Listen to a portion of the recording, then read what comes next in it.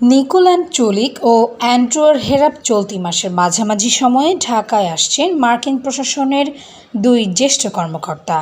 তারা হলেন মার্কিন পররাষ্ট্র দপ্তরের দক্ষিণ ও মধ্য এশিয়া বিষয়ক এবং পূর্ব এশীয় ও প্রশান্ত মহাসাগরীয় বিষয়ক deputy assistant secretary Nicole Ann Chulick ও অ্যান্ড্রু হেরাপ। একই সময় ঢাকায় আসার কথা রয়েছে মিয়ানমারে নিযুক্ত মার্কিন ভারপ্রাপ্ত রাষ্ট্রদূত সুসান স্টিভেনসনের।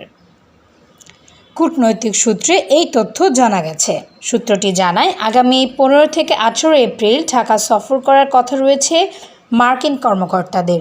তাদের মধ্যে 15 এপ্রিল ঢাকায় পৌঁছানোর কথা রয়েছে মার্কিন পররাষ্ট্র দপ্তরের দক্ষিণ ও মধ্য এশিয়া বিষয়ক ডেপুটি অ্যাসিস্ট্যান্ট সেক্রেটারি নিকোলান চুলিকের। পরদিন 16 এপ্রিল ঢাকায় আসবেন মার্কিন পররাষ্ট্র দপ্তরের পূর্ব এশীয় ও প্রশান্ত মহাসাগরীয় বিষয়ক ডেপুটি অ্যাসিস্ট্যান্ট সেক্রেটারি অ্যান্ড্রু হেরাপ। ওই সময়ে মিয়ানমার নিযুক্ত মার্কিন ভারপ্রাপ্ত রাষ্ট্রদূত সুসান স্টিভেনসনও ঢাকায় আসবেন।